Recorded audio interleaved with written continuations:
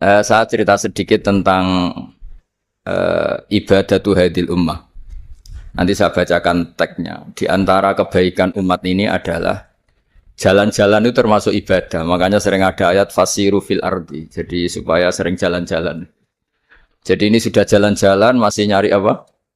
Nafkah. Kadang-kadang ya dapat macam-macam. Yang soleh ya dapat ibadah, yang enggak soleh ya dapat macam-macam. Tapi saya cerita yang soleh lah, yang enggak itu, yang enggak soleh itu enggak boleh dibicarakan itu ya. Kayak sih ya. Saya ini lama di Jogja, ya tahulah kelakuannya orang-orang yang baik maupun yang setengah baik sampai. Ya semoga yang baik dilipat gandakan pahalanya, yang enggak baik diampuni. Tapi saya cerita sedikit. Di fikih kita, di kajian-kajian fikih kita, memang ada istilah ini harus didengar karena ini ngaji dan sama status kita sama. Al-wasiyah ila to'ah ya to'ah, terus al-wasilah ilal maksiyah ya maksiyah. Jadi kalau kita jadi perangkat to'at ya ibadah, kalau jadi perangkat maksiat juga maksiat.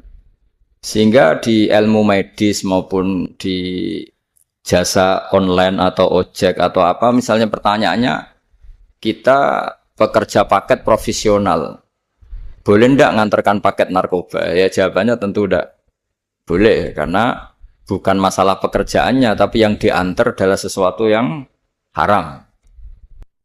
Begitu juga, boleh nggak ketika ada lelaki hidung belang tanya tempat mesum? Kalau kamu nunjukkan berarti kan ikut berkontribusi.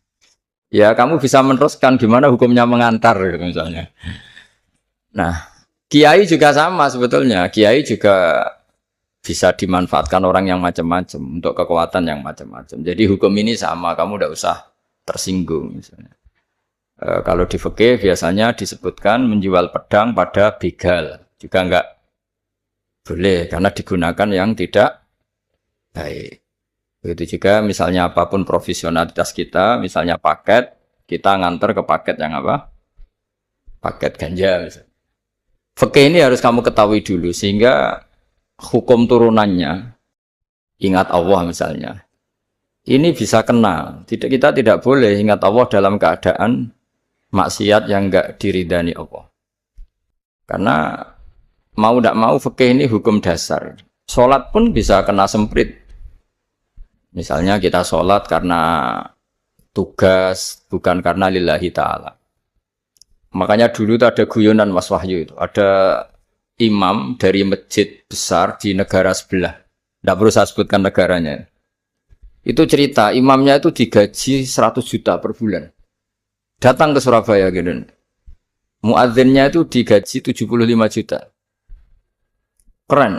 Terus ngerti imam di Indonesia naik ontel, sudah watok naik ontel, nggak ada yang gaji, musolanya jelek, terus sudah ada jepit, ya udah dia kerasan di musola karena sering dimaki-maki istrinya, sudah. Jadi itikafnya itu ya sambil menghindar, itu bukan makanya banyak masjid Indonesia itu banyak yang itikaf karena di rumah ada betah, sudah diomelin nggak ada AC-nya, sekarang masjid banyak AC-nya kan. Kamar mandinya juga gitu, di rumah sama di masjid bagus. Di masjid. Makanya pengurus masjid yang daerah-daerah sini sering cerita ke kita. Kudune ngising ning omah Gus, mlayune moro masjid karena itu cerita. Indonesia itu negara yang enggak bener katanya. Imam dan muadzin tidak digaji.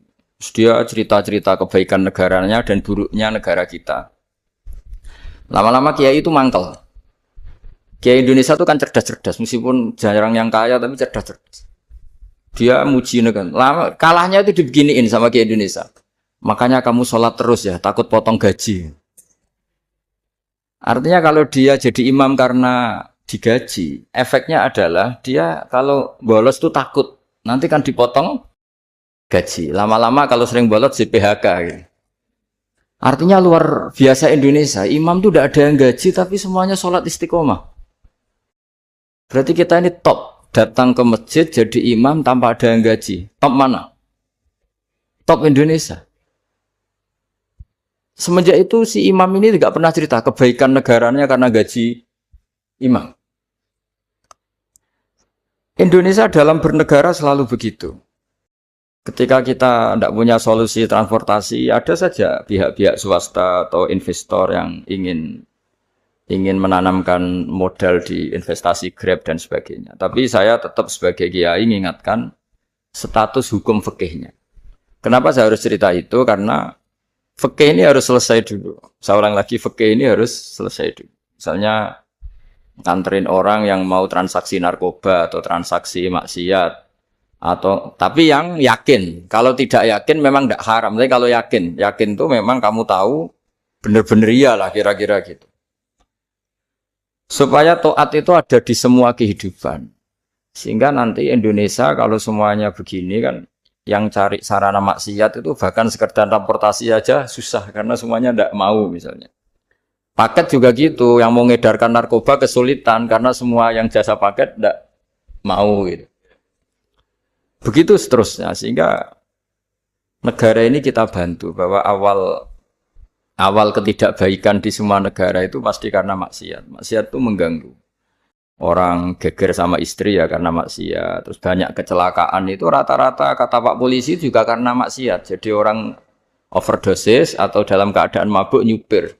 Terbesar kecelakaan itu jarang karena ngantuk. Terbesar masih karena pengaruh apa? Narkoba. Pembunuhan juga sama. Orang Indonesia itu mudah sekali memaafkan temannya, tetangganya. Tapi kalau sudah efek dari narkoba, bunuh itu jadi mudah itu jadi. Nah, Anda juga harus fair, jangan. Tapi yang penting saya profesional nganter, ya. Nggak mau tahu dia latar. Meskipun kita nggak boleh neliti orang ya, nggak boleh tajasus, nggak boleh neliti ini. Tapi yang jelas kamu tahu, yang jelas kamu tahu ya harus dihindari karena memang di semua profesi pekerjaan tuh utamanya kata Rasulullah SAW itu memperhatikan halal haramnya. Tapi ya saya ulang lagi tidak boleh sok suci, tidak boleh tajasus, tidak boleh neliti orang lain. Tapi kalau yang jelas-jelas untuk maksiat maka harus kita hindari. Termasuk masjid sekalipun. Dulu zaman Nabi itu ada masjid namanya Masjid Diror. Untuk memecah konsentrasi sahabat. Sahabat itu begitu mencintai Nabi, mencintai Rasulullah. Ada orang kafir pinter, orang munafik pinter. Ini Muhammad harus ditandingi. Cara nandingi Muhammad jangan pakai dangdutan, jangan pakai bar, tapi pakai masjid. Karena ini suasananya kesannya bagus. Dibikin masjid tandingan supaya orang tidak ke Muhammad semua, tapi ke masjid ini. Ini pikirannya orang munafik. Artinya jangan kira terus masjid bebas hukum ya enggak juga. Masjid juga bisa kena semprit karena ini mendirikannya untuk bikin apa? Tandingan, untuk bikin masjid diror kalau istilahnya Quran masjid diror. Semua sarana kebaikan juga gitu. Yayasan yatim piatu juga kena hukum, pondok juga kena hukum, semuanya kena hukum. Ada orang ingin jadi kiai padahal tidak pernah ngaji, terus bikin pondok. Akhirnya dia dipanggil Pak Yai, anaknya dipanggil Gus, padahal najis saja tidak tahu. Itu kan kasihan umat, akhirnya ada penyelewengan. Jadi semuanya kena hukum. Jadi Anda jangan tersinggung ketika saya cerita fikih untuk para teman-teman yang di Grab karena memang semuanya kena hukum, bukan ya? Mesra dengan istri juga kena hukum. Orang terlalu mesra dengan istrinya pasti ibunya terlantar karena menuruti bojo ya nuruti ibuke gitu. Kalau nuruti ibuke istrinya yang terlantar. Yang loyal sama teman ya istrinya terlantar. Yang takut istri temannya terlantar. Jadi itu semuanya kena hukum tanpa terkecuali. Nah, saya cerita sedikit tentang sholat, karena orang-orang Grab ini banyak yang sholat, kemudian harus cepat-cepat. Dulu ketika sahabat punya imam yang lama sekali kalau sholat, sehingga si sahabat yang satu, yang petani ini mufarokoh. Mufarokoh itu memisahkan diri, kemudian imamnya diselip. Itu boleh memang dalam fikih, kamu niat mufarokoh dulu. Mufarokoh itu niat bahwa kamu memutus hubungan dengan imam, kemudian meneruskan sholat sendiri. Singkat cerita dua orang ini berdebat, Mu'ad sama Ar-Ra'i yang penggembala ini. Kamu munafik, sholat kok meninggalkan imam. Terus yang satu bilang kamu keterlaluan, sholatnya lama sekali. Singkat cerita dua orang ini lapor ke Rasulullah SAW. Uniknya Nabi itu membenarkan yang petani tadi. Kamu Mu'ad jadi masalah. Agama ini tidak boleh jadi problem. Kalau kamu ngimami orang jangan lama-lama. Di situ ada ibu-ibu yang ditunggui anaknya yang sedang menyusu, banyak petani yang nunggu macam-macam. Kayak pegawai POM ya ditunggu shift temannya, pegawai Indomaret juga gitu, apalagi Grab mungkin ditunggu penumpangnya macam-macam. Sehingga kebaikannya teman-teman yang kerja serabutan begini juga bergantung kebaikan imam tadi. Kalau sholat itu tidak boleh lama-lama. Apalagi wiridan, sholatnya aja nggak boleh lama-lama, apalagi wiridannya. Nah, kadang-kadang orang ngira kebaikan tuh nggak ada sempritnya, ada juga. Sholat tuh ya disemprit sama Nabi. Kalau terlalu lama juga disalahkan karena nanti agama ini menjadi apa? Problem, menjadi problematika. Nah, termasuk kebaikan kita ketika membolehkan ya atau mentoleransi atau mendukung pekerjaan mulai Grab dan lain-lain adalah agama ini rahmatan lil alamin. Dulu ada seorang sahabat tanya, ya Rasulullah, boleh enggak kita ngegeng di perapatan gitu? Kata Nabi, ya jangan kalau bisa. Tapi kita harus natahaddas, artinya itu tempat kita jagungan di perapatan, di tempat-tempat umum lah kira, di halte, Terus kata Nabi, enggak apa-apa, tapi fa'atu thoriq haqqaha, kamu harus memberikan hak jalan itu. Apa hak jalan itu?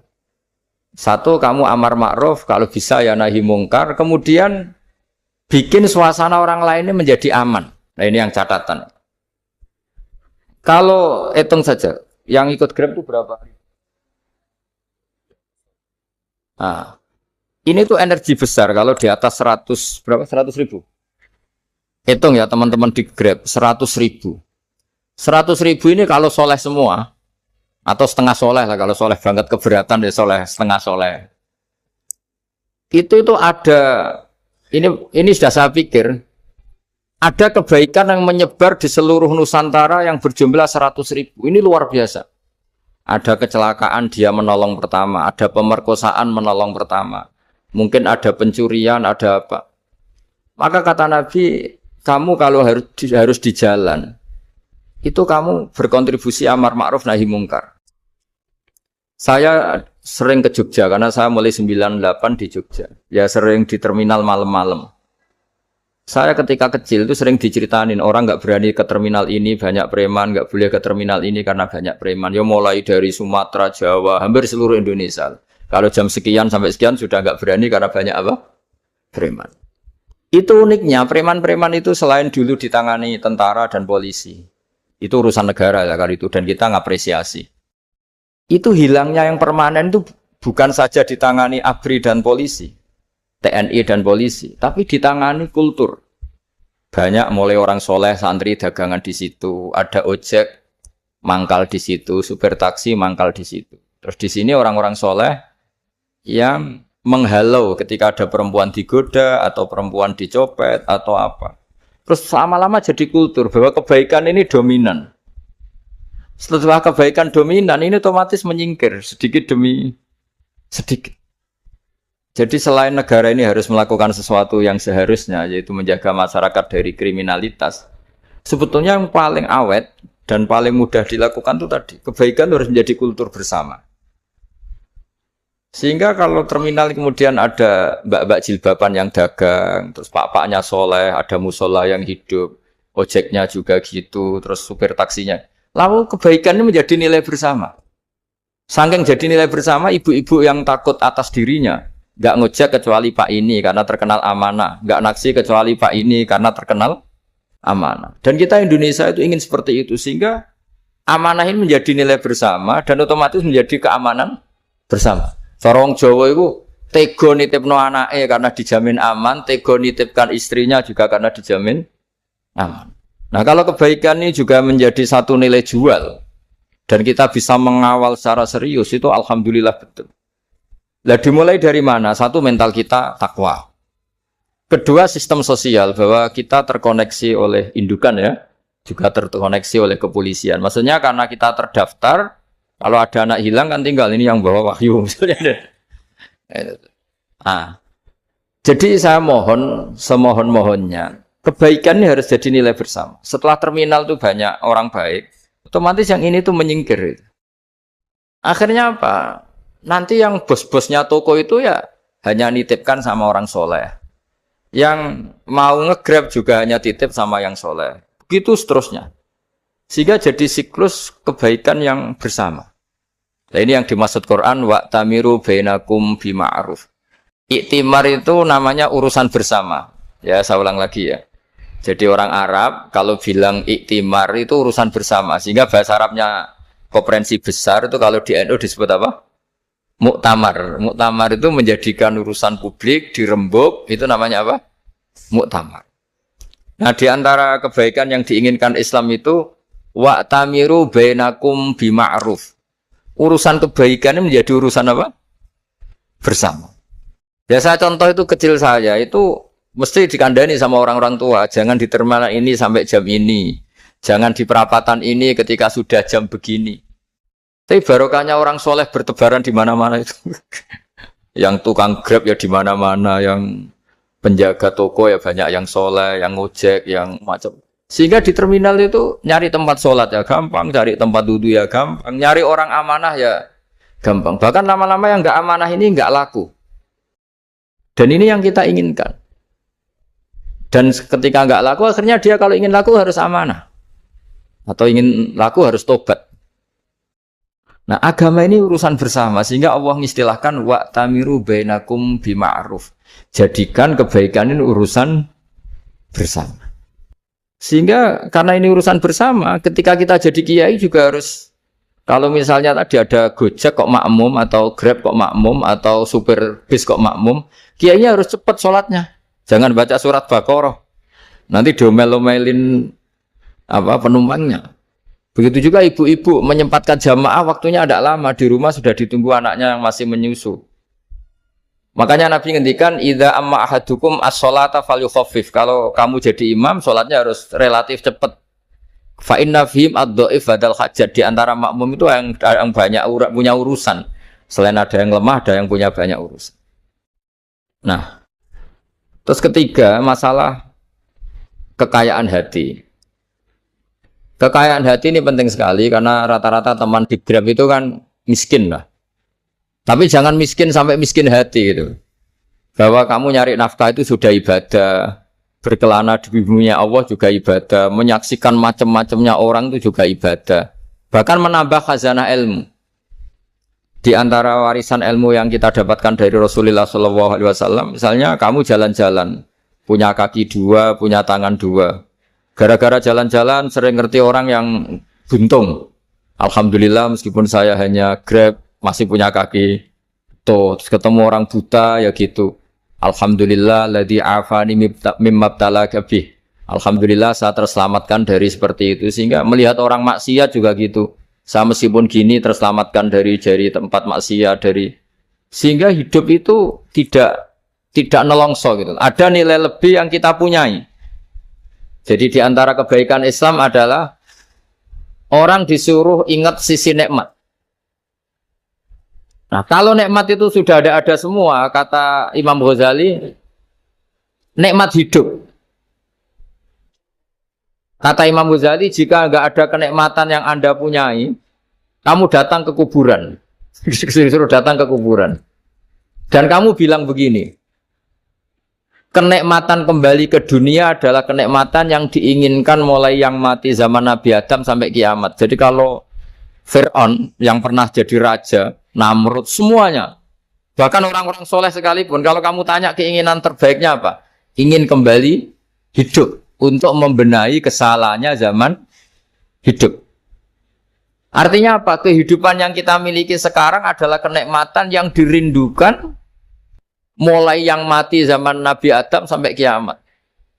Maknanya apa? Kita punya kenikmatan yang luar biasa karena kenikmatan yang dirindukan oleh orang yang sudah mati mulai dulu sampai sekarang. Apapun masalah hidup Anda ini punya kenikmatan yang enggak tertandingi, yaitu namanya hidup. Barokahnya hidup itu kita bisa tobat. Setidaknya ingin tobat. Kalau enggak bisa tobat, ingin tobat. Makanya di Indonesia itu banyak nyuwun sewu, banyak maling yang anaknya itu soleh. Karena kalau ngandani anaknya tetap gini, wes le bapak tok sing lakoni kowe ojo. Bapak tok yang alami ini kamu jangan. Banyak di Indonesia orang nggak bisa baca Quran, anaknya hafid. Karena setiap bodoh itu tidak diwariskan. Wes le bapak tok sing bodoh kowe ojo bodoh. Mungkin teman-teman di Grab juga gitu, bapak tok cong sing nasi pengen kowe ojo. Jadi kebaikan begini itu akan terus-menerus diwariskan. Sehingga banyak orang tidak tamat SD anaknya dosen, nggak tamat SMP anaknya dekan. Karena setiap dari kita itu cita-cita kebaikannya menurun ke anak cucunya, keburukannya berhenti di dia. Cara wong Jawa itu bapak tok sing nglakoni. Nah, di sini saya jelaskan tentang kekayaan rohani. Jadi saya mohon ketika Anda jalan-jalan nganter penumpang itu harus sering muji Allah Subhanahu wa taala. Ya, saya bacakan ayatnya at-taibunal abidunal hamidun. Orang baik itu yang tobat, yang ahli ibadah. Di antara definisinya itu as-saihun, yang sering jalan-jalan. Siaka itu jalan-jalan. Jadi orang paling bejo sak dunia itu sampai harus jalan-jalan ibadah dapat uang. Tapi syaratnya ibadah. Sekali tidak ibadah dapatnya masalah kan? Sering gonjekkan orang cantik terus ingat istrinya tidak cantik. Sering gonjekkan orang yang sopan, yang santun terus ingat andekan ini istri saya di rumah rewel gitu. Jadi kalau kamu tidak taat itu adanya penyesalan. Di lampu merah ada orang naik Ferrari, naik Alphard, sementara kamu di rumah hanya mobil butut, kadang malah tidak punya mobil. Jadi kekayaan rohani itu dimulai dari mana? Dimulai dari taat. Cara berpikir itu taat, bukan maksiat. Sekali Anda cara berpikir maksiat, maka adanya hanya penyesalan. Semakin pengalaman di luar, semakin penyesalan. Karena di luar sana banyak orang yang dapat nikmat yang lebih dari Anda. Tapi sekali Anda taat, kamu akan mensyukuri apa yang Anda miliki dan tidak pernah ingin sama yang dimiliki orang lain.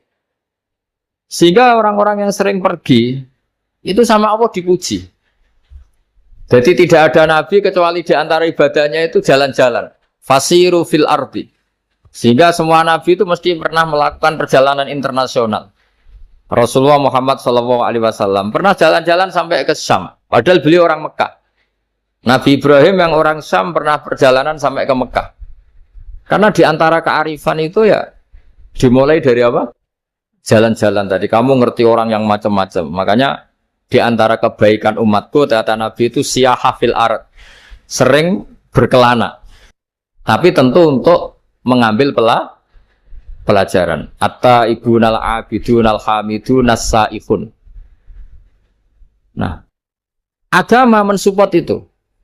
Sehingga kata Nabi, jika ada orang kok sholat qobliyah, ba'diyah, semuanya di masjid. Sama Nabi ditegur. La taj'alu buyutakum kuburan. Rumah kamu jangan jadikan kuburan, harus dapat jatah apa? Sholat. Kata ulama, kalau ada orang sering sholat di satu titik, itu ditegur. Kamu harus ganti titik yang lain, supaya saksi bahwa kamu di bumi sholat itu banyak. Jadi kita ya punya nilai positif juga tentang apa? Karena kita sering siyaha, kalau bahasa Arabnya itu sering keluyuran, saksi kita kebaikan juga banyak. Tapi pesan saya paling pokok tadi ya, jadikan komunitas kebaikan itu punya nilai jual. Syukur-syukur fid dunya hasanah wa fil akhirati hasanah. Ya kita bersyukurlah di Indonesia itu. Saya masih ingat kecil saya itu, ya sekitar saya umur 15-14 tahun. Setiap mau pergi itu pesannya orang-orang yang sering pergi itu, jangan masuk terminal jam ini, di perapatan ini. Karena yang namanya preman itu dulu dominan. Sekarang buat sampai jam 2 ada orang pakai jilbab, kadang ya orang pakai peci, yang nggak pakai peci pun ke musola terus. Yes, pokoknya kebaikan itu jadi komunitas dan jadi nilai jual bahkan tadi. Misalnya ibu-ibu yang pergi malam itu kan mesti ada orang-orang yang jadi langganannya karena terkenal apa? Amanah. Yang dititipi anak juga pilih orang yang terkenal apa? Amanah. Nah, nilai amanah ini harus kita jaga terus. Supaya kamu ya bisa bekerja, orang lain juga nyaman karena amanah tadi.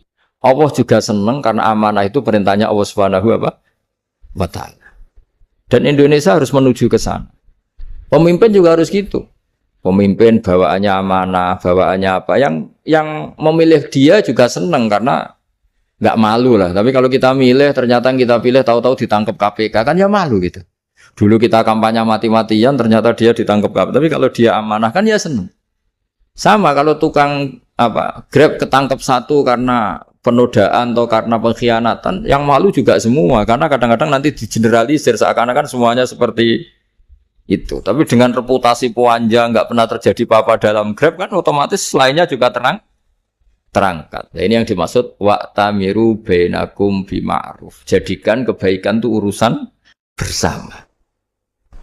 Makanya andekan negara itu sudah mengoptimalkan polisi TNI untuk meringkus preman, oke itu baik.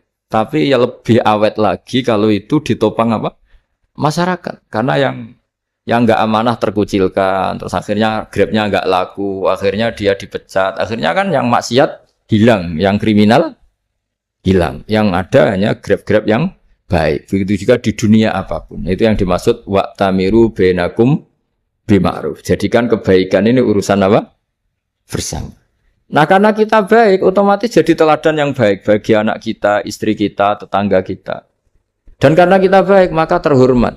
Sehingga orang melihat Grab itu simpatik, respect, karena reputasinya baik. Nah karena orang respect, tidak dicibir. Barokahnya tidak dicibir, tidak mangkel. Barokahnya tidak mangkel, tidak saling ejek, bahkan tidak saling bunuh. Coba kalau kita jelek, dicibir orang, kita dalam keadaan mabuk, tidak terkontrol, bunuh. Jadi efek dari maksiat itu begitu buruknya. Sehingga penelitian itu mengatakan kebanyakan kecelakaan ya pemicu utamanya rata-rata ya nyupir dalam keadaan mabuk. Beberapa nyuwun sewu kasus-kasus kriminal rata-rata ya dipicu oleh hal-hal seperti itu. Makanya meskipun di luar saya tolong hindari narkoba, hindari hal-hal yang maksiat supaya pekerjaan Anda ini barokah. Kemudian yang terakhir saya beri ijazah tentang Al-Fatihah ya, karena ini surat yang populer. Kalau saya ijazahi Quran 30 juz pasti sampean nggak hafal. Atau ijazah surat Baqarah. Kalau mau Baqarah mau. Ijazahi surat Baqarah mau 2 juz setengah. Mau Mas Asep? Ya Fatihah aja yang gampang ya. Nah, ya kulhu Fatihah ini paket ringan ini. Tapi pahalanya apa? Besar. Ini beda ya, artinya selama ini mungkin Anda baca tapi monoton ya. Tapi ini saya bacakan teks aslinya tentang istilahnya itu mazaya. Mazaya itu kelebihannya Fatihah. Saya baca Arabnya dulu, nanti ini terakhir ijazah. Tadi kan saran-saran umum tentang sosial. Ya, pokoknya jadikan kebaikan itu punya nilai sosial yang baik lah. Jadi nanti orang yang nggak amanah nggak laku, ya calon bupati, gubernur, presiden yang nggak amanah juga nggak laku. Begitu juga kiai yang tidak amanah juga nggak laku, suami yang nggak amanah juga nggak laku, istri yang nggak amanah juga. Sehingga kebaikan ini jadi nilai sosial yang dalam tanda kutip sudah keniscayaan ya. Yang diinginkan Allah itu seperti itu, bukan kebaikan yang dipaksakan karena kekuatan negara. Maksudnya kalau bisa kebaikan itu tidak usah dipaksakan. Memang sudah satu kebutuhan. Tak cerita-cerita di negara maju itu. Bahkan apapun jatuh itu nggak ada yang ngambil apa. Makanya gambarannya Mekah Medina kan gitu kan. Barang jatuh nggak ada yang berani apa ngambil. Itu saking sudah jadi sistem. Nah, sehingga banyak negara di Eropa itu yang sampai nggak punya tentara, nggak punya polisi karena kebaikan itu sudah. Nah kita kan masih capek, polisinya aja capek apalagi masyarakatnya karena ya kebaikan itu belum jadi nilai apa bersama. Nah kita selain ditopang negara, ada polisi, ada tentara itu kita usahakan kebaikan itu jadi nilai apa bersama. Tadi wa'tamiru bainakum bima'ruf. Dan kita punya reputasi yang bagus dalam bab ini. Saya masih ingat kecil saya itu yang jilbaban hanya keluarga kiai. Sekarang rata-rata masyarakat itu jilbaban. Dulu yang sekolah SMP, SMA itu jilbaban kadang dulu malah dilarang ya, harus sama seperti itu seragamnya. Sekarang sudah boleh. Dan nyaman. Lama-lama yang dapat simpatik ya yang pakai pakaian model tertutup seperti itu. Lama-lama gampangane cara wong golek mantu ya golek yang seperti itu daripada yang blodor. Lama-lama jadi nilai bersama. Ya ingin saya seperti itulah. Di terminal juga sama. Orang mau makan cari warung yang kelihatan ada ayat kursinya, pakai jilbab atau paling enggak dia enggak mungkin lah nyuguhkan yang tiren atau yang haram. Akan ada garansi sosial, ada apa? Ada garansi apa? Sosial dengan penampilan yang soleh itu kan masa iya nyuguhkan oplosan babi gitu misalnya itu. Jadi nilai sosial itu harus ya tadi harus benar-benar jadi nilai. Sehingga negara biar gak capek-capek. Polisi juga gak capek kan karena tugasnya seorang Jawa mau ngawat-ngawati tok tapi sudah tidak perlu tegang karena kebaikan sudah jadi nilai apa? Bersama. Ya, ingat-ingat ya ayatnya tadi wa tamiru bainakum bima'ruf. Jadi kebaikan itu harus jadi nilai bersama. Iktimar itu menjadi urusan bersama. Makanya kalau kita rapat besar disebut apa? Muktamar. Muktamar itu urusan bersama. Ya tadi imamnya sholat juga menopang Gojek karena enggak lama-lama nopang Grab, nopang Kernet, nopang penjaga Indomaret, penjaga bensin, pom bensin. Lah dia hanya punya waktu 5 menit terus imamnya baca Baqarah kan. Iya imamnya mursyid, mungkin dia tambah lama tambah dapat aplaus dari muhibbinnya, tapi makmumnya dia tambah lama tambah dapat penghormatan dari pecintanya, tapi kitanya wah khusyuk wali kan dia dapat status naik lah, kita yang sudah tidak ikut jadi wali diganggu apa pekerjaan. Kalau ada imam seperti itu sampai mufaroqah saja, niat ya Allah sampai sini saja saya makmum orang itu, silakan orang itu punya urusan sendiri dengan jenengan ya sudah atau salib saja apa. Nah, itu boleh kalau dalam fikih namanya apa? Mufaroqah. Mufaroqah itu niat. Tapi kamu jangan langsung selonong mufaroqah, niat dulu. Pamit sama Allah bahwa sekarang mau mufaroqah. Tapi ya jadi sholat yang aneh kan, imamnya masih rukuk, kamu terus sujud, terus apa-apa selesai ya.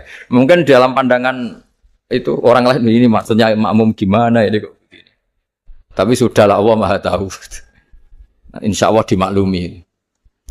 Ya saya baca tentang Fatihah ya, karena sampean pasti sering baca Fatihah. Supaya apa sekaligus jadi jimat lah gitu. Jadi kalau kamu sering di jalan-jalan yang mungkin sepi atau mungkin kan tidak semua teman Grab itu nasibnya bagus yang di Semarang Jogja. Mungkin yang di Kalimantan di Papua kan ada yang 10 kilo gak ketemu rumah, ya kan? Ya lihat di TV-TV itu kan kasihan kan.